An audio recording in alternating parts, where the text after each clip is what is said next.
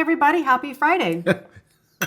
Why is that funny? Because I didn't realize that was the moment we were going live. Oh, do you want to do it again? I had a funny look on my face. Oh. It's all right. Wait, hang on. Hey, everybody. Happy Friday. Happy Friday, everybody. What was the look? I think I was like, I don't know, I was like looking down or, you know. You were showing your real face, not your video face? No, I mean, anytime I go live, anytime I go on video, I try to open my eyes real wide and then let them go back to normal because we had that issue where one of my eyes was looking a little more closed. Yeah, some of you might have noticed that from our earlier videos, and I guess that's how you fixed it. I'm sorry, I caught you off guard. Usually I say like 5, 6, 7, 8 or something like that. Sorry, that was my fault. That's all right. Sorry. I know you were. Well, I've been told, first of all, this eye that was droopy is not as nearly as droopy, if at all, anymore. And I've been told that my skin looks better and that my voice sounds slightly different by a couple of people today. And it could be because I'm sleeping better. Well, that's exciting. Yes. Yeah, I mean, not sleeping for years on end, that will tend to make your skin look dull, I guess. I got a CPAP machine for those who don't know what I'm talking about. Right. Well, we're all glad that you are sleeping better, so that's good. I feel a ton better. Awesome. And I'm representing Ruformance today. Yes. For those of you who want any fitness supplements. I like the pre-workout powder and the hydration too. Like sometimes you might wake up and you were up late the night before and maybe you didn't drink enough water and you're feeling dehydrated. Have some of that. It'll set you straight. Okay, so today is the last day of May. Hard to believe. June's right around the corner. Yes. And today was our last day that we have to get up and make sure people get ready for school. So that's huge for us. Woo! And the last time ever for John. I mean, he's going to be in college next year. So I think your parents don't have to get you up for college. Is that true? I'm not getting him up for college. If he doesn't get up for college, that's his problem. We're not going to get any calls from the truant officer or anything. No. We'll just have to, pay bills and... Yes. I'm not really worried about John not being where he's supposed to be. Yeah, unless he experiences a drastic personality change. All right, well, are we ready to do San Diego Market Watch, where you talk about, well, this is Market Minute. Market Watch is the long show. You can look at our channel for that. Market Minute, where you talk about the market for 1 minute. Yes. And you're ready. Okay. I can do it. And, okay, oh boy, here, I forgot to set this up, but I'll just do it real quick. Sorry, folks. Again, I was sorry. Okay, you ready? Yep. There you go. All right, so this week in San Diego real estate, the number of homes for sale basically plateaued because the number of new listings dropped sharply. Number of pendings dropped a little bit, but not as sharply as new listings, and that's why this stayed basically the same. And you can see that pending sales have been at 450 or above for the last 3 months, 450 units a week. So this does appear to be a baseline in the San Diego market that's being established or been established. And as long as new listings don't run away from 450 pendings a week, we're going to have an inventory issue.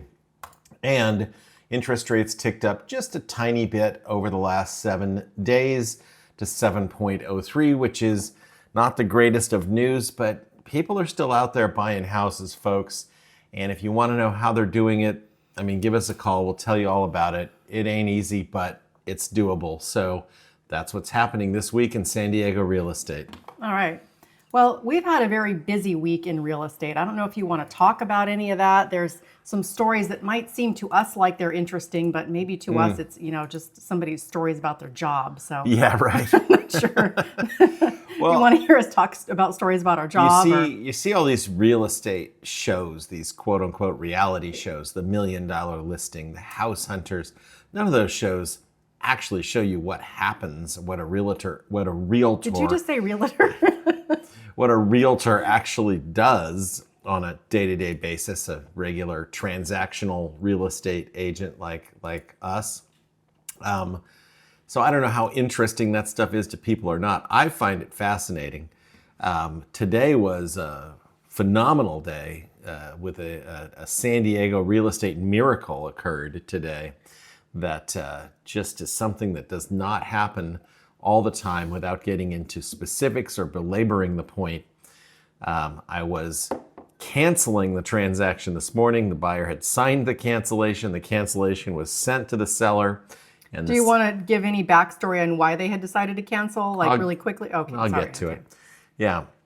So the cancellation was sent, the buyer signed, it was sent to the seller, and the seller was going to sign the cancellation and release the buyer's deposit back to them. And at the last minute, they decided, you know what? We don't want this to fall apart. What do we have to do to save this deal? We're representing the buyer. What do we have to do to put you in this house today? Right. So what happened is about 2 weeks ago, we got the appraisal back on this house, and the appraiser botched it up. It was bogus. It was a bogus appraisal. I'm sorry, you did a bad job, and you know who you are. And the appraisal came in quite low when there was plenty of evidence to support a higher price. And so over the last couple of weeks, the buyer and I have been exploring various options how to fix this. We should probably give a brief shout out to our friend David too, who's an Oh, yeah. appraiser, lots of experience in the San Diego market, and he helped us try and sort this out, and he had some very good evidence and some great points. Which the lender ignored, by the way, and he knew they would. But he did some phenomenal and very quick work for us, which we appreciated. And it may not have helped with that lender, but it helped with our client, and it made us look very good because we were able to deliver some really powerful information to their lender, which the lender ignored, but that's neither here nor there. Long story short, at the last minute, the seller decided, you know what? I do not want to start over. I am just going to drop the price of this house to what that appraisal said, which is mind-blowing because given the state of the market, that seller could have said, you know what? Screw you. You're out of here. I'm going to find another buyer, and I'm probably going to get even more the next time. But they decided, you know what? They're good people. The sellers are good people. Let's just sell them the house. They wanted to be done. They wanted to be done. We've got enough money to get to our next spot, wherever that is. And so we went from almost canceling to the buyer removing all their contingencies by the end of the day. So a complete turnaround on that transaction. Yes, a real estate miracle. Real estate miracle. Okay, well, there it was. Stories from our job. Yes. And, let us know, is it boring and too long, or did you like it and you want more next time? Because I've got at least 2 others I can tell right now just from this week. I mean, my morning on, I think, was it Tuesday morning, could have been a whole episode of this show. It's the things people do, the things people say, the things people try to do. I mean, it's all fairly noteworthy. It can get fairly complicated, and people. I mean, people get excited too because obviously, I mean, it's their home, their money. It's a huge transaction, lots of moving parts. So it can become quite a pressure cooker at times. Yes, and generally by the end of a transaction, at least one of the clients will say to me, I don't know how you do this. I don't know how you do this every single day. And it's because I love doing it. Because you love it so much? I love it so much. All right. And now that I'm sleeping better, I feel so much better. You can do it even more. I'm not falling asleep at my desk. I'm not sweating all the time. It's actually pretty cool to breathe at night. That's awesome. Okay. All right, let's move on to tales from our backyard. Okay. It's a whole different set. So as some of you know, Lennar Homes is developing Carmel Mountain Ranch. Last week we showed you some new construction buildings that were partly finished. Some were all the way finished. Well, over our back fence, they're building a park, Shoal Creek Neighborhood Park. And I have a brief video of what's going on back there. Let's see, what am I doing here? At this point, they're not actually building it. They're preparing to build it, which is what we're... I'm sorry, go ahead. That's what we're seeing. Yeah, they're hauling dirt from other sites over here. And this is from earlier in the week. And I took a video from today, but for somehow it didn't show up in my Google Photos, so I don't have it now. So next week we'll give you the latest update. But this has been, I mean, there's just like a revolving door of dump trucks going to our backyard, dumping loads of dirt, and then bulldozers come and doze it over, and then more dump trucks come and bring more dirt. And there's a lot of like construction rubble and stuff too, like chunks of concrete and I don't know what else. A lot of dust. Yes, unfortunately we've had to keep our windows closed all week because of all the dust, and we weren't able to enjoy the spring breezes, but Well, poor us. Yes. That's a lot of dirt, and they just keep bringing more. Basically, there's sort of a big dip behind our house that's probably going to get filled up, I would guess, almost to the fence line, so that people that are playing in the new park are going to be like, hello, and we're going to be hello, and Hey y'all, how you doing? Stay out of my yard. Okay, so here's another video that I took in the backyard. Oh, let me this is move even this better. out of the way. This is a swallowtail butterfly visiting our milkweed. Here we go. Yeah, swallowtail is, I mean, I love monarch butterflies, but I think the swallowtail is my favorite one that we see in the backyard.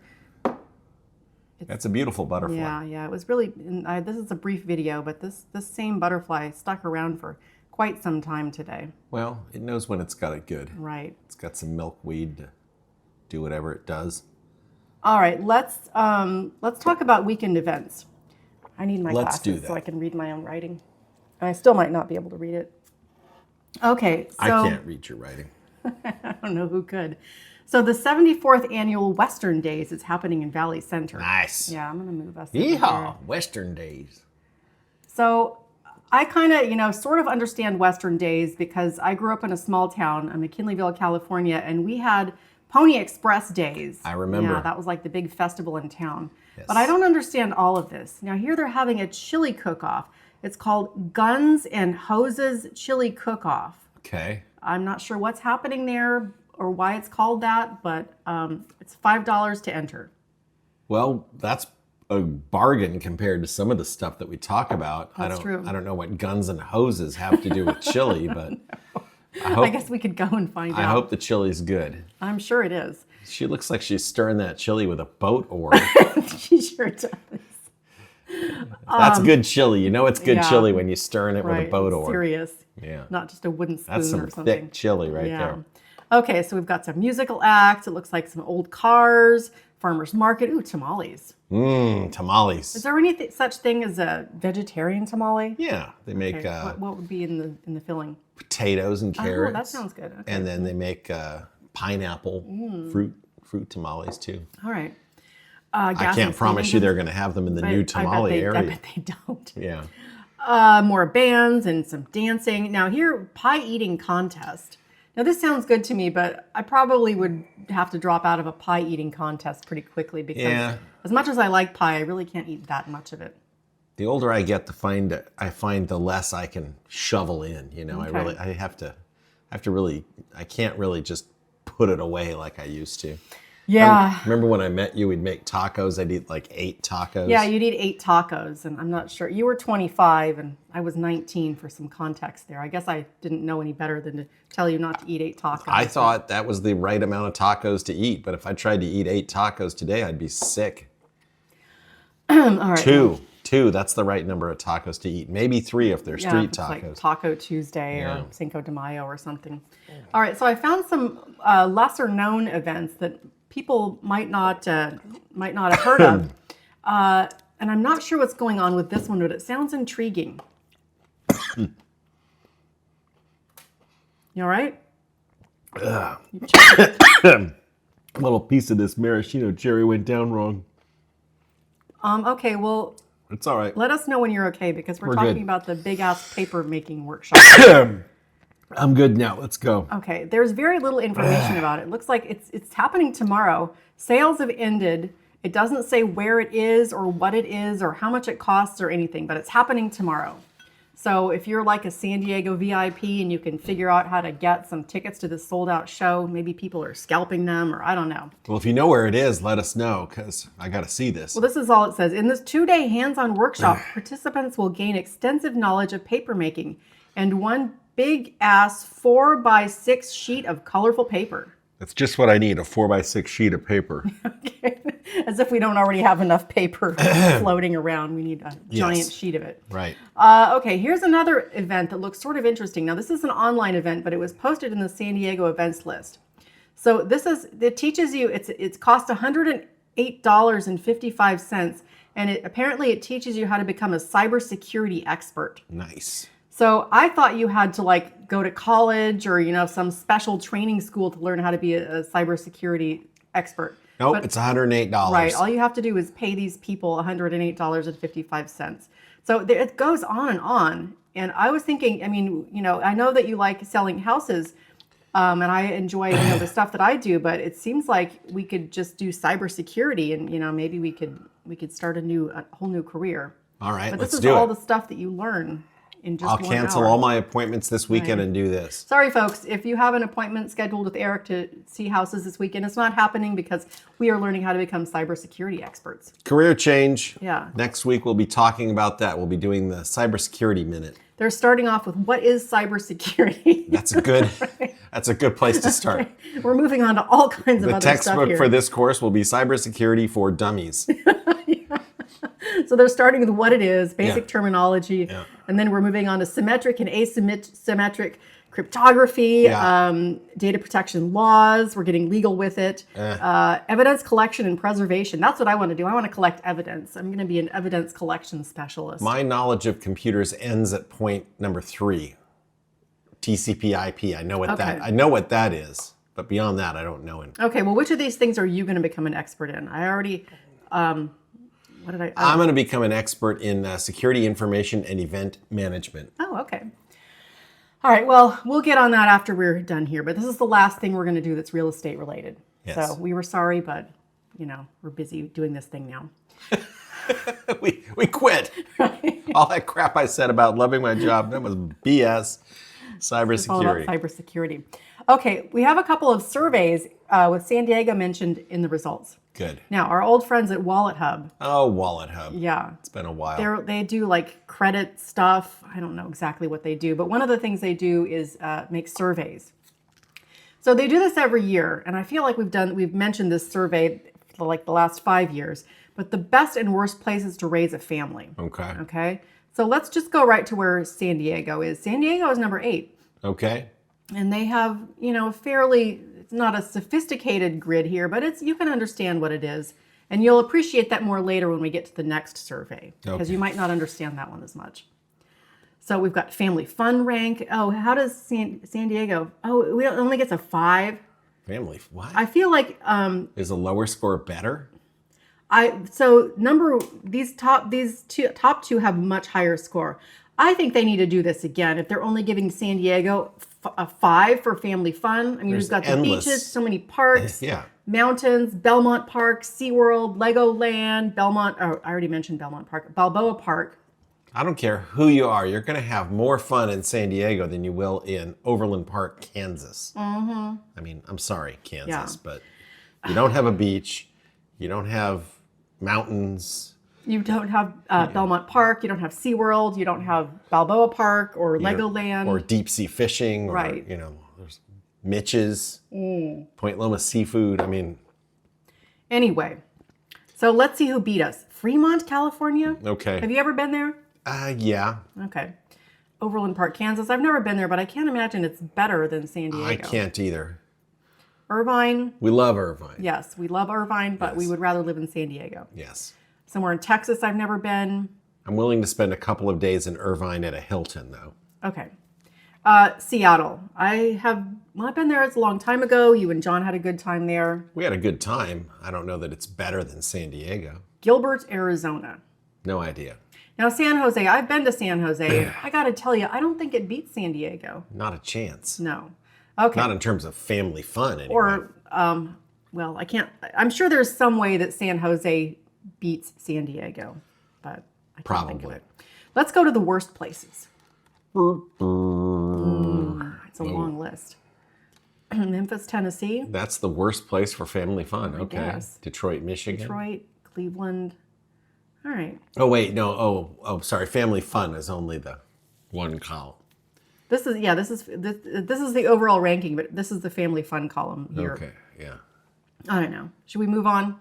San Bernardino, 177. Birmingham, New Orleans, Augusta, Baltimore, Shreveport. I don't know.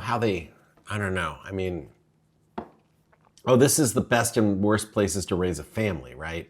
Family fun is only one column. Yeah. Okay. And maybe we're reading this all wrong, but Let's move on to the next one. Okay.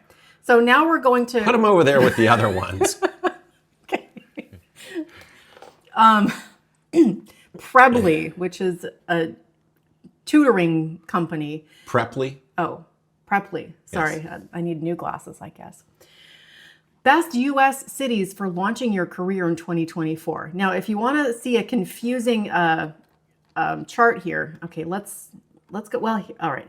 Best top U.S. cities for recent college graduates. So just spoiler alert, San Diego they have as number 14 or 14.00. Okay. All right. So let's look at their metrics up here. Rank, city, and just spoiler alert also, they have Miami number 1, Washington, D.C. number 2.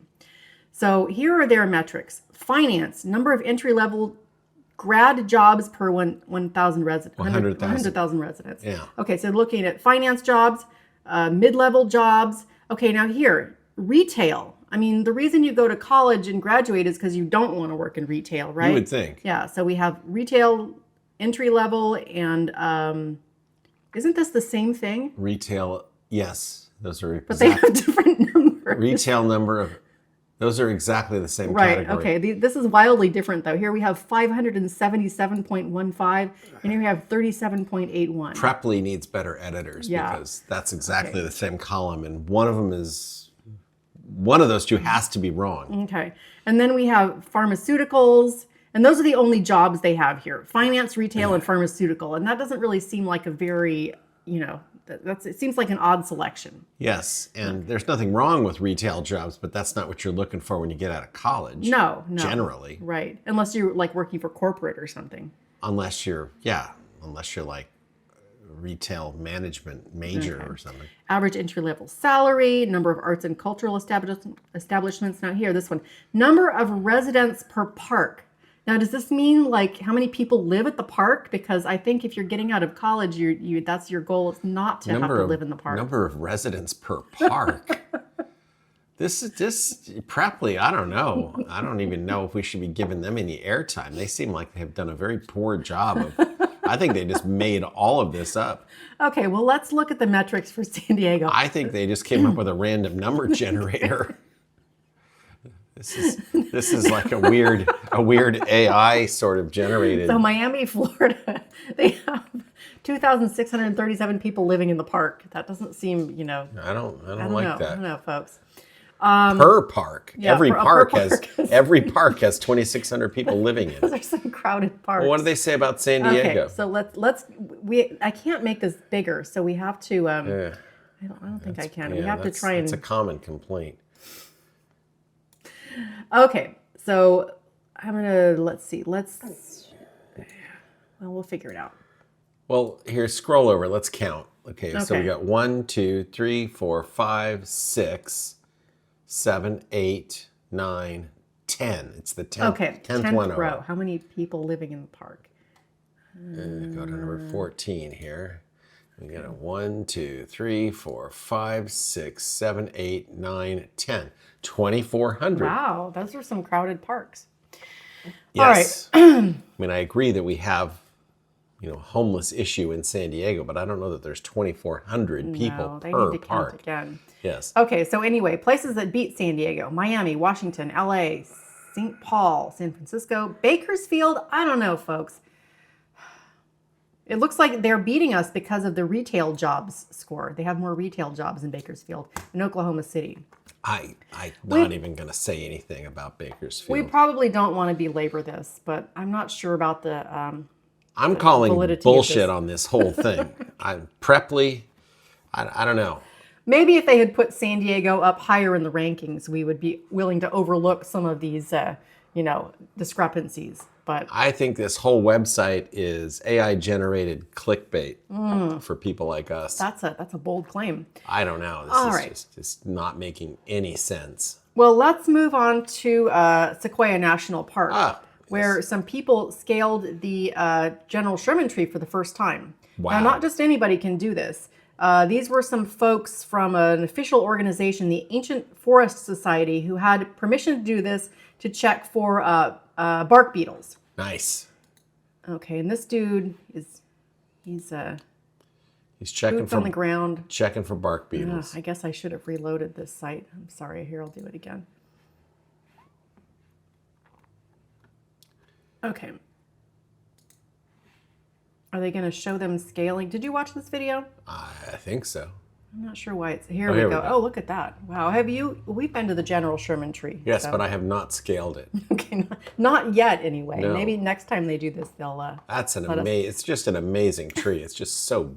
Art, massive. I see your comment, and I'm not going to say it out loud. But yes, we understand what you mean, Art. Yes, and we appreciate that you're here with us this evening again. Yeah, absolutely. Oh, they got drones and stuff too. Now, they were looking for bark beetles, and the good news is that they did not find any bark beetles. So General Sherman is cool for now as far as bark beetles go. That is good. That is cool up there. Redwood bark is resistant to a lot of stuff, so I'm glad that bark beetles haven't infested the General Sherman tree, because that's quite a tree. Ben Blom. Save the Redwoods League. All right, well, here's a little bit more General Sherman. We were up there all together with the whole family, and it was cold. Well, it was cool, but it had just snowed. It was like -4. Yeah, and we told our folks, dress warmly because it's going to be cold, but these are San Diego natives, and to them that means like. Well, and me too. Putting on a hoodie. I mean, I was dressed warm, what I thought, but it was like 14 degrees or whatever it was. Yeah, it was cold AF. It was cutting right through me. All right. Well, now let's go to Monrovia, California. Monrovia. And you know how we like to talk about bears in the news? Where is Monrovia? I don't know. I'm going to find out. Okay. So look at this bear, though. He's breaking into this window, and he stole a package of Oreos. Oh, look at that bear. Good job, bear. So the bear broke in the window. He stole the Oreos. Now, here's the best part of the story. What? Oh, they said it's a grizzly? All right. Here's the best part of the story, which is that the same house, same family, a week before, a different bear broke into their car and stole a different package of Oreos. Whoa. Now, what are the odds of that? Monrovia is up near Pasadena, by the way. Okay. Lovely area. Yeah, the 210. A lot of bears, though, I hear. So, folks, if you have bears and you live in this area, or excuse me, if you live in the area and you have Oreos, keep your Oreos locked up. Because you got a lot of bear-loving Oreos. And I bet you it was the same bear I bet you that bear followed him around. Well, they're claiming it was a different bear that broke into the car for the Oreos, but okay. I don't know. I don't know how I don't know how you ask the bear for ID next time. Yeah. All right. Okay. Well, tonight might be a little bit shorter because it was the last day of school. John is at the prom with his friends, and we're going to take Alex to dinner at Boto Sushi. Yes. And I'm in the mood for some sushi. Me too. I'm hungry. Take my I am hungry. It's time for some sushi. So, in conclusion, there are Oreo-loving bears in Monrovia. No bark beetles in the General Sherman tree yet. What is the name? What is the name of that site that has the BS? Preply. Preply. Stay off that site. Wallet Hub. Thanks again. Always interesting surveys from Wallet Hub. We're becoming cybersecurity experts. So don't look for us next Friday because we won't be here. We'll be doing cybersecurity. Yeah. I'll be collecting evidence and you'll be, what did you say you're going to do? Event logging and management. Okay. Yeah. So right, that sounds interesting. Everything's changing between now and next week. And this is what happens when you put one drink into us. We get weird. Well, I think we'd only had a couple sips by the time the cybersecurity That's came true. around, That's true. All right. Well, everybody, I hope you enjoy the rest of your May, and we'll see you tomorrow in June. The rest of your May being the next 5.5 hours. Thank you for stopping by, Art, especially you. Yes, we'll see you in June, and we'll have more surveys, more stories, you name it. Well, we just said we wouldn't. We're lying. We're going to be back next week. We're lying. Okay. If you want to buy or sell a house, if you were thinking of calling us and now you're not, that was a joke. That was a joke. We were just joking, guys. Please call us. I'm joking. Make a little joke. All right. Okay. All right. See y'all later.